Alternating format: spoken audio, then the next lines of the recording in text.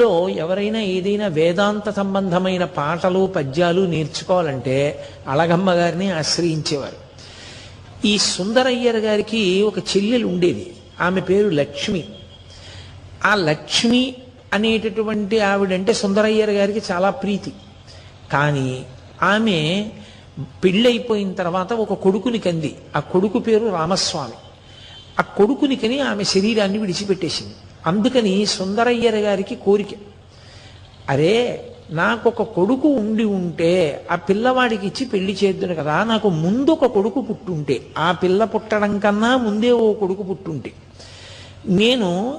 నాకు కూతురు పుట్టుంటే ఆ పిల్లవాడికి ఇచ్చి చేద్దును కదా, ఎంత సంతోషంగా ఉండేది అని ఆయన అనుకుంటూ ఉండేవారు.